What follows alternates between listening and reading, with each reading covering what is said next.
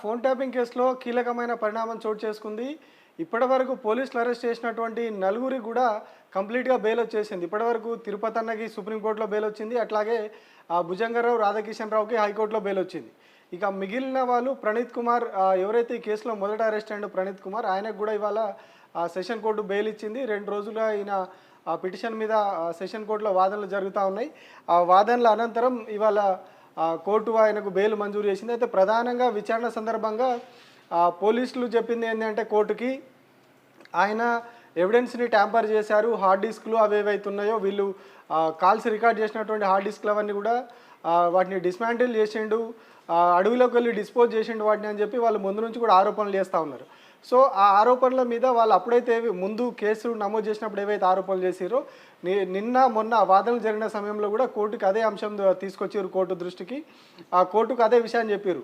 ఈయన హార్డ్ డిస్క్లు ధ్వంసం చేసిండు, ఈయన ఈ కేసులో ఈయననే కీలకమైనటువంటి వ్యక్తి అని చెప్పి వాళ్ళు కోర్టు వివరించే ప్రయత్నం చేశారు. కానీ ఎక్కడ కూడా దానికి సంబంధించినటువంటి పూర్తి ఆధారాలను వాళ్ళు కోర్టుకు సమర్పించలేకపోయారు, కోర్టుకి రుజువులు చూపించలేకపోయారు. కేవలం అభియోగాలుగా ఉన్నాయి.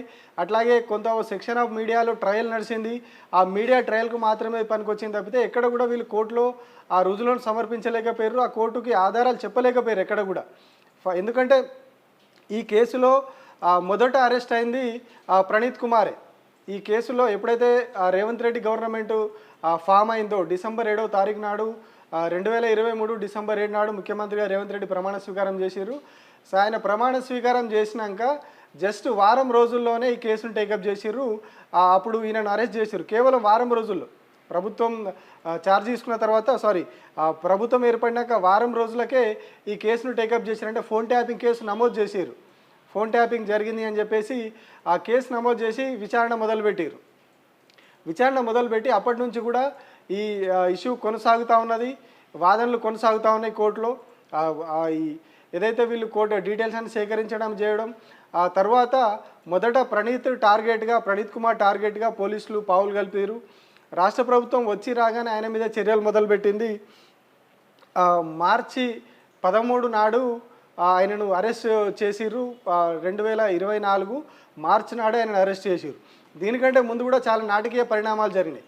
ఎప్పుడైతే ఆయన ఎస్ఐబిలో ఉన్నారో, ఇంటెలిజెన్స్ బ్యూరోలో ఉన్నారో ఇక్కడ, ఆ ఇంటెలిజెన్స్ బ్యూరో నుంచి ఆయనను తీసుకెళ్ళి సిరిసిల్లకి ట్రాన్స్ఫర్ చేశారు. గవర్నమెంట్ రాగానే ఫిబ్రవరి 19 తారీఖు 2024 నాడు ఆయనని సిరిసిల్లకి బదిలీ చేశారు. అప్పటి వరకు ఆయన ఇంటెలిజెన్స్లో ఉన్నారు ఇక్కడ. సో గవర్నమెంట్ 2023 డిసెంబర్ 7 నాడు గవర్నమెంట్ ఫామ్ అయితే 2023 ఏడాది డిసెంబర్ 14 తారీఖు నాడు కేసు ఓపెన్ అవుతుంది, ఫోన్ ట్యాపింగ్ కేసు. ఫిబ్రవరి 19, 2024 నాడు ప్రణీత్ కుమార్ అనే వ్యక్తి, ప్రణీత్ కుమార్ అనే అధికారి సిరిసిల్లకు బదిలీ అవుతాడు. అక్కడి నుంచి ఆ తర్వాత సిరిసిల్లలో ఉండగానే ఆయనను అరెస్ట్ చేసే ప్రయత్నం చేస్తారు, ఆయనని కేసులో పెట్టేస్తారు. తర్వాత ఆయన డీజీపీ ఆఫీస్కి అటాచ్ చేస్తారు. తర్వాత ఆయనను సస్పెన్షన్ వేసేస్తారు. ఈ గ్యాప్లో ఆయన అరెస్ట్ కూడా జరిగింది. సిరిసిల్లలో ఆయన అరెస్ట్ చేసే రోజు కూడా చాలా నాటకీయ పరిణామాలు జరిగినాయి. ఆయన ఇంటి ముందు రెక్కి నిర్వహించడం, ఆయన ఇంటి దగ్గర అందరినీ పోలీసులను మోహరించడం, మఫ్టీలో ఒక 3-4 జీపుల్లో చుట్టుపక్కల అన్నీ మోహరించేసి చాలా నాటకీయ పరిణామాల మధ్య ప్రణీత్ కుమార్ని అరెస్ట్ చేశారు. అంటే ఆయన ఫస్ట్ అరెస్ట్ ఈ కేసులో. ఆ తర్వాత మిగతా వాళ్ళందరూ కూడా రాధాకిషన్ రావు, తిరుపతి అన్న, భుజంగరావు వీళ్ళందరూ అరెస్ట్ అయ్యారు. అట్లాగే ప్రభాకర్ రావును కూడా ఇందులో నిందితునిగా చేర్చారు. బట్ ప్రభాకర్ రావు ఆ తర్వాత ఆరోగ్యమైన సమస్యల నిమిత్తమైన విదేశాలకు వేరు ట్రీట్మెంట్ కోసం ఆయన ఇంకా కూడా అక్కడే ఉండిపోయారు. సో ఈ గ్యాప్లో ఇక్కడ కేసు అంతా నడిచింది. బట్ దాదాపుగా ఇవాళకి ప్రణీత్ అరెస్ట్ అయ్యి దాదాపుగా 11 నెలలు పూర్తయింది. 11 నెలలు పూర్తయి 12 నెలలు పడింది. నిన్నటికి 11 నెలలు కంప్లీట్ అయింది ప్రణీత్ అరెస్ట్ అయ్యి. బట్ ఇప్పటి వరకు కూడా ఎట్లాంటి ఆధారాలను, ఎట్లాంటి ఎవిడెన్స్లను ఎక్కడ కూడా కోర్టుకు సమర్పించలేకపోయారు వీళ్ళు మొదటి నుంచి కూడా ప్రభుత్వం కోర్టుకు చెప్తా ఉన్నది ఏంటంటే ఈ డిజిటల్ ఎవిడెన్స్లన్నీ కూడా ఈ మెయింటైన్ చేసింది ఫోన్ ట్యాపింగ్ కేసునంతా కూడా మానిటరింగ్ చేసిర్రు. పాలకుర్తిలో ఒక కేంద్రం పెట్టిర్రు, సిరిసిల్లలో ఒక కేంద్రం పెట్టిర్రు, హైదరాబాద్లో ఒక కేంద్రం పెట్టిర్రు, రేవంత్ రెడ్డి ఇంటి పక్కనే దగ్గరలో ఒక రూమ్ తీసుకొని అందులో పెట్టి ఫోన్ ట్యాపింగ్ ఇట్లా చాలా రకాలుగా అప్పుడు మీడియాలో ట్రయల్ నడిచింది. రోజు కథనాలు వస్తాయి. ఇప్పటివరకు ఫోన్ ట్యాపింగ్ కేసుకు సంబంధించి అసలు అఫీషియల్గా పోలీసులు ఎప్పుడు కూడా ప్రెస్ మీట్ పెట్టలేదు. బట్ సిరిసిల్లలో ఒక క్యాంపు, పాలకుర్తిలో ఒక క్యాంపు, రేవంత్ రెడ్డి ఇంటి దగ్గర ఒక క్యాంపు, ఇట్లా రకరకాల పేర్లతోటి మీడియాలో ట్రయల్ నడిచింది. బట్ ఎక్కడ కూడా నిజంగానే మరి ఇవే జరిగి ఉంటే వాటికి సంబంధించినటువంటి ఆధారాలు కావచ్చు, టెక్నికల్ ఎవిడెన్స్ కావచ్చు, సిగ్నల్ ట్రాకింగ్ చేసినటువంటి ఎవిడెన్స్ కావచ్చు, ఏదైనా కూడా వీళ్ళు కోర్టులో సమర్పించవచ్చు. బట్ ఏ ఒక్కటి కూడా వీళ్ళు కోర్టులో సమర్పించలేకపోయారు. దీంతో ఆ కేసు అట్లాగే కొనసాగుతూ వచ్చింది. ఇంకొక విషయం ఏంటి అంటే ఇందులో వీళ్ళకి బెయిల్ కూడా రాకుండా పోయింది. దాదాపుగా ఒక కేసు ఏదైనా టేకప్ చేసినప్పుడు 3 నెలల్లో ఛార్జ్షీట్ దాఖలు చేయాలి. ఆ ఛార్జ్షీట్ దాఖలు చేసిన తర్వాత కేసు ట్రయల్ అనేది హియరింగ్ అనేది మొదలవుతూ ఉంటుంది. ఇరుపక్షాలు వాదనలు వినిపిస్తూ ఉంటాయి. ఈలోపు వీళ్ళు బెయిల్ పిటిషన్ వేసుకుంటే నిందితులు అందులో ఉన్నటువంటి మెరిట్స్ని బట్టి కోర్టు బెయిల్ కూడా మంజూరు చేస్తుంది. బట్ ఫోన్ ట్యాపింగ్ కేసులో ఆ విషయం కూడా ఫెయిల్ అయిపోయింది. ఎందుకంటే వీళ్ళు ప్రతిసారి ఛార్జ్షీట్ దాఖలు చేయడం కోర్టు దాన్ని రిజెక్ట్ చేయడం, ఇట్లా 2-3 సార్లు ఈ కేసులో జరిగింది. ఛార్జ్షీట్ను కోర్టు రిజెక్ట్ చేయడం వల్ల వీళ్ళకు కూడా బెయిల్ రాకుండా పోయింది. సో చివరకు తిరుపతి అన్న సుప్రీంకోర్టును ఆశ్రయించడం, సుప్రీంకోర్టు రాష్ట్ర ప్రభుత్వం మీద సీరియస్ అవ్వడం, అంటే ఒక మచ్చలేని అధికారిని మీరు ఒక అభియోగం పెట్టేసి నెలల తరబడి జైల్లో పెట్టడం కరెక్ట్ కాదు అని చెప్పేసి ఆ కోర్టు కూడా సుప్రీంకోర్టు సీరియస్ అయిన పరిస్థితి రాష్ట్ర ప్రభుత్వం మీద, రాష్ట్ర పోలీసుల మీద. సో దాంతో అక్కడ ఆయనకు బెయిల్ ఇచ్చేసింది. ఆ తర్వాత మనం ఆ రోజు కూడా చెప్పుకున్నాం. తర్వాత త్వరలో మిగతా వాళ్ళందరూ కూడా బెయిల్ వస్తారని మనం ఆ రోజు చెప్పుకున్నాం. సో చెప్పుకున్నట్టుగానే మిగతా ముగ్గురికి కూడా ఇప్పుడు బెయిల్ వచ్చేసింది. భుజంగరావు కావచ్చు, రాధాకిషన్ రావు కావచ్చు, ఇవాళ ప్రణీత్ కుమార్ కావచ్చు, వీళ్ళందరికీ కూడా బెయిల్ వచ్చేసింది ఈ కేసులో. సో ఇదంతా కూడా కేవలం పొలిటికల్ వెండెటాతో నడుస్తున్న కేసు అని చెప్పేసి బీఆర్ఎస్ గతంలో కూడా ఆరోపించింది. సో ఇప్పుడు దానికి తగ్గట్టుగానే ఇప్పుడు పరిణామాలు కనిపిస్తూ ఉన్నాయి. ఎందుకు అంటే ఒక కేసులో నిజంగానే ఆధారాలు ఉన్నప్పుడు ఏ ఒక్క ఆధారమైనా కూడా కోర్టుకు సమర్పిస్తే వీళ్ళు ఎవిడెన్స్లు 100% వాళ్ళు కోర్టుకి ఇస్తే కోర్టు వీళ్ళకు బెయిల్ ఇవ్వదు. ఖచ్చితంగా కోర్టు వాళ్ళను జైల్లోనే ఉంచుతుంది. బెయిల్ ఇవ్వకుండా ఫర్దర్గా విచారణ కంటిన్యూ చేయమని చెప్తుంది. ఇంకెవరెవరు ఉన్నారో వాళ్ళందరినీ కూడా బయటికి తీసుకురావాలని చెప్తుంది. కానీ ఇప్పటి వరకు వీళ్ళు మరి చాలా ఆరోపణలు చేసిర్రు. మీడియాలో కూడా చాలా ట్రయల్ నడిచింది. జడ్జిలది మహిళా న్యాయమూర్తుల ఫోన్లు కూడా ట్యాప్ చేసిరని చెప్పేసి రీసెంట్గా కూడా ఎప్పుడైతే తిరుపతి అన్నకు సుప్రీంకోర్టులో బెయిల్ వచ్చడానికి 1-2 రోజుల ముందు కూడా ఏదైతే మహిళా న్యాయమూర్తుల ఫోన్లు ట్యాప్ చేసిరని వచ్చింది. అట్లాగే హైకోర్టుకు సంబంధించినటువంటి ఇతర న్యాయమూర్తుల ఫోన్లు ట్యాప్ చేసిరని బయటకు వచ్చింది. ఆ తర్వాత గవర్నర్గా ఉన్నటువంటి బీజేపీ నాయకుడు ఇంద్రసేనారెడ్డి ఫోన్ ట్యాప్ అయిందని వచ్చింది. ఇట్లా చాలామంది విఐపీలు అందులో ఉన్నారు, వాళ్ళ ఫోన్లు ట్యాపింగ్ జరిగినాయని చెప్పేసి మీడియాలో ట్రయల్ నడిచింది. బయట ప్రచారం చేసిరు, సోషల్ మీడియాలో ప్రచారం చేసిరు. కానీ దీనికి సంబంధించినటువంటి ఏ ఒక్క ఆధారం కూడా ఇప్పటివరకు కోర్టుకు అందినట్టుగా తెలుస్తలేదు. ఎందుకంటే ఖచ్చితంగా ఇది పొలిటికల్ వెండెటాతోటి, అంటే రాజకీయ దురుద్దేశంతో నడుస్తున్నటువంటి కేసు అని చెప్పడానికి అని ఏదైతే బీఆర్ఎస్ పార్టీ చేసినటువంటి ఆరోపణలు ఉన్నాయో వాటికి ఇవన్నీ కూడా బలం చేకూరుస్తూ ఉన్నాయి. నిజంగానే ప్రభుత్వం దగ్గర ఆధారాలు ఉండి వాటిని కోర్టుకు సమర్పించి ఉంటే వ్యవహారం వేరేలాగా ఉండదు. వీళ్ళు అన్నట్టుగా ఎవరైతే వీళ్ళతో చేయించారని చెప్పి వీళ్ళు ఆరోపించారో కేటీఆర్ కావచ్చు, కేసీఆర్ కావచ్చు, వీళ్ళందరి పేర్లు వచ్చేటి ఇందులోకి నిజంగానే జరిగి ఉంటే వీళ్ళ మీద అప్పుడు చర్యలు తీసుకునే వరకు కూడా కేసు ముందుకెళ్ళేది. కానీ ఇక్కడ ఎక్కడా కూడా అట్లాంటి పరిణామాలు లేవు, అట్లాంటి అంశాలు లేవు ఈ కేసులో. కేవలం ఇంటెలిజెన్స్ బ్యూరోలో ఉన్నప్పుడు సుప్రీంకోర్టులో విచారణ సందర్భం కూడా ఈ అంశం ప్రస్తావనకు వచ్చింది. ఇంటెలిజెన్స్ డిపార్ట్మెంట్లో ఉన్నప్పుడు, ఆ ఇంటెలిజెన్స్ విభాగంలో ఉన్నప్పుడు వాళ్ళు చేసే పనే అది. మావోయిస్టుల మీద నిఘా కావచ్చు, ఎవరైనా సంఘ విద్రోహక శక్తుల మీద నిఘా కావచ్చు, వాళ్ళకి ఎవరైనా ఏదైనా అనుమానం ఉంటే, అంటే సమాజానికి కావచ్చు, ప్రభుత్వాన్ని అస్థిరపరిచేందుకు కావచ్చు, సమాజంలో అల్లకల్లోలను రేపడానికి ఎవరైనా ప్రయత్నాలు చేస్తూ ఉన్నారని చెప్పేసి వాళ్ళకు సమాచారం ఉన్నా కానీ, లేకపోతే వాళ్ళకి ఏదైనా అనుమానం వచ్చినప్పుడు వాళ్ళు ఫోన్లు ట్యాప్ చేయడం కావచ్చు, ఇవన్నీ కూడా చట్టబద్ధంగా జరుగుతాయి. దానికి ఒక డ్యూ ప్రాసెస్ ఉంటుంది. సెంట్రల్ గవర్నమెంట్ నుంచి అనుమతి తీసుకోవడం, ట్రాయ్ నుంచి అనుమతి తీసుకోవడం, ఆ మొబైల్ ఆపరేటర్స్కి వీళ్ళు నోటీస్ పంపడం, ఆ తర్వాత వాటిని ట్యాప్ చేయడం, ఇదంతా కూడా ఒక ప్రాసెస్ ఉంటుంది. ప్రాసెస్ ప్రకారం రెగ్యులర్గా ఇంటెలిజెన్స్ విభాగం చేసే పనే అది. అందులోనూ వీళ్ళు నక్సల్స్ ఆపరేషన్ సంబంధించినటువంటి విభాగంలో ఉన్నారు కాబట్టి అది ఇంకా ఎక్కువగా ఉంటుంది. వీళ్ళు ఏదైతే వీళ్ళు సెంట్రల్ గవర్నమెంట్ నుంచి పర్మిషన్ తీసుకొని చేయాల్సిన పనులు కాకుండా వీళ్ళు సొంతగా కూడా కొన్ని చేస్తూ ఉంటారు. కొంత ఎక్విప్మెంట్ ఉంటుంది వీళ్ళకి. వీళ్ళు చేసేది కూడా వీళ్ళు నిఘా పెట్టడం, వాళ్ళ మీద వాళ్ళ మొబైల్స్ ఎక్కడ పోతూ ఉన్నాయో ఏం చేయడం, ట్రాక్ చేయడం, ఇవన్నీ జరుగుతూ ఉంటాయి. అట్లాగే ఎన్నికల సమయంలో కూడా నిఘా పెట్టడం అనేది వీళ్ళ బాధ్యతగా ఉంటుంది. ఎన్నికల సమయంలో ఎక్కడి నుంచి ఎక్కడికి మనీ లావాదేవీలు జరుగుతూ ఉన్నాయో ఇట్లాంటి అన్నిటి మీద కూడా ఇంటెలిజెన్స్ డిపార్ట్మెంట్ అనేది పనిచేస్తూ ఉంటుంది. ఎలక్షన్ జరుగుతున్న సమయంలో కంప్లీట్గా ఎలక్షన్ కమిషన్ హ్యాండ్ ఓవర్లో ఈ విభాగాలన్నీ కూడా, ప్రభుత్వ విభాగాలన్నీ కూడా పనిచేస్తాయి. కానీ ఇక్కడ ఈ ఫోన్ ట్యాపింగ్ కేసు నమోదవడానికి ముఖ్య కారణంగా కాంగ్రెస్ నాయకులు చెప్పింది కూడా ఏంటి అంటే, ఎన్నికల టైంలో మా డబ్బులు పట్టుకున్నారు, ఎన్నికల టైంలో పొంగులేటి శ్రీనివాసరెడ్డి కావచ్చు, అట్లాగే రేవంత్ రెడ్డి సోదరులకు సంబంధించిన డబ్బులు కావచ్చు, అట్లాగే మా సీతకు సంబంధించినటువంటి డబ్బులు, ఇట్లా చాలా ఆరోపణలు వచ్చినాయి, చాలా విమర్శలు వచ్చినాయి, పేపర్లలో వార్తలు కూడా వచ్చినాయి. వీళ్ళ సంబంధించినటువంటి డబ్బు పట్టుకున్నారు, కోట్లాది రూపాయల డబ్బులు ఎన్నికల టైంలో పట్టుకున్నారు. కాబట్టే వీళ్ళ ఏదైతే వచ్చి రాగానే ప్రభుత్వం కొలువు తీరిన వారం రోజుల్లోనే ఫోన్ ట్యాపింగ్ కేసు అనేది నమోదైంది. ఫోన్ ట్యాపింగ్ కేసు అనేది టేకప్ చేసిర్రు.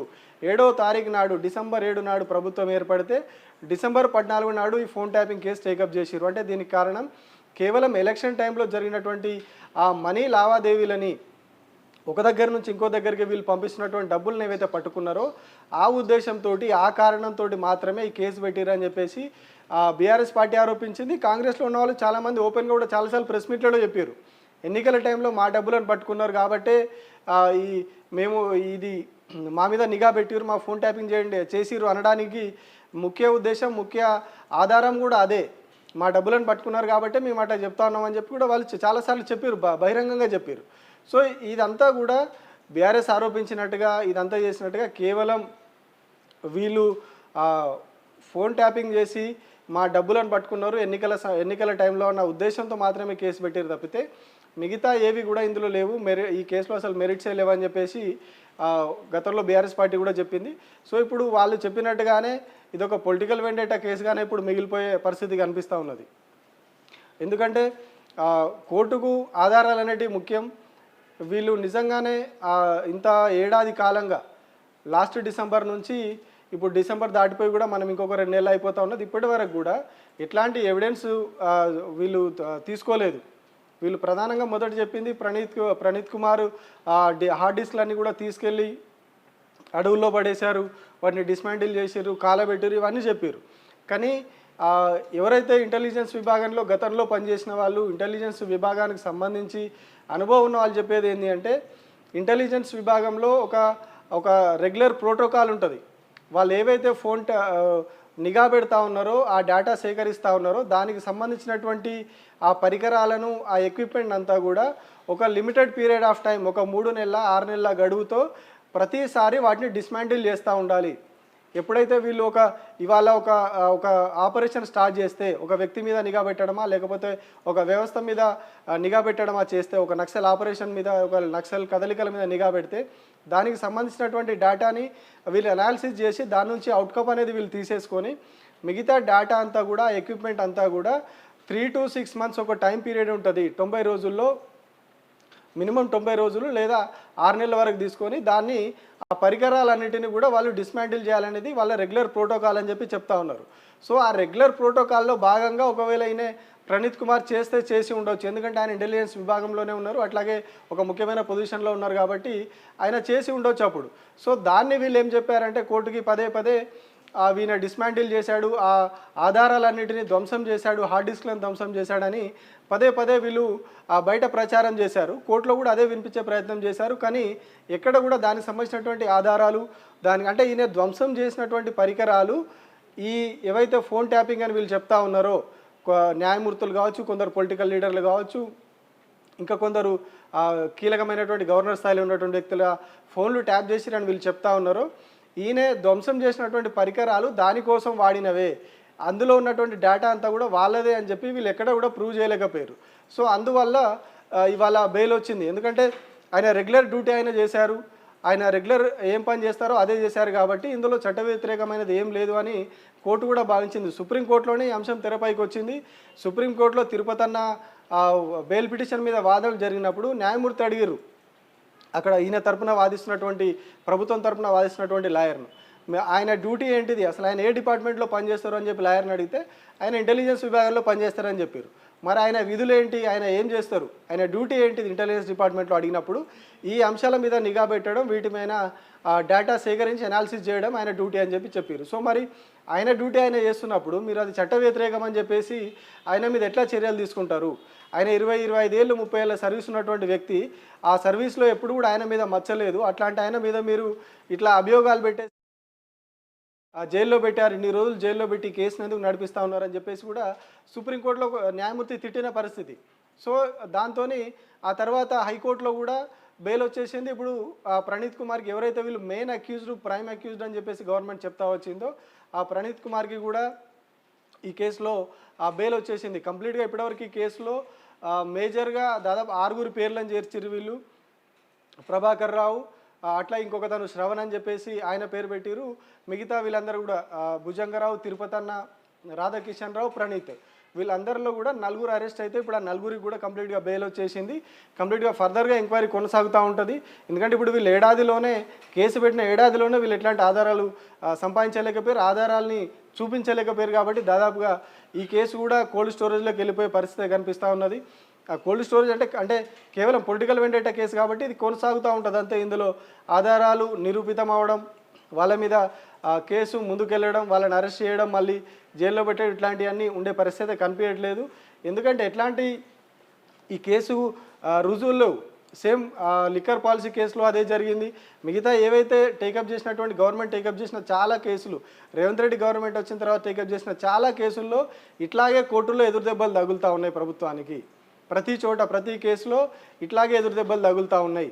అంటే కేవలం ఒక ఆరోపణతోటి కేసు నమోదు చేయడం, ఆ తర్వాత విచారణ కొనసాగడం, అందులో ఎట్లాంటి ఆధారాలు దొరకకపోవడం, ఆధారాలు సమర్పించడంలో ఫెయిల్ కావడం, ఇవన్నీ కూడా డే టు డే జరిగిపోతూ ఉన్నాయి తప్పితే ఇందులో ఎక్కడ కూడా వీళ్ళు 100% తప్పు చేసిర్రు, ఈ తప్పుకి ఇది ఆధారం అని చెప్పేసి ప్రభుత్వం కోర్టు ముందు ఉంచలేకపోతా ఉన్నది. సో ఇప్పుడు ఈ కేసులో కూడా అదే జరిగింది. ప్రణీత్ కుమార్ కూడా 1-2 రోజుల్లో జైలు నుంచి బయటకు వచ్చే అవకాశం ఉంది. మిగతా వాళ్ళందరూ కూడా బెయిల్ వచ్చిన వాళ్ళందరూ కూడా జైలు నుంచి బయటకు వచ్చారు. ఈయన కూడా త్వరలోనే జైలు నుంచి బయటకు వచ్చే అవకాశం ఉన్నది.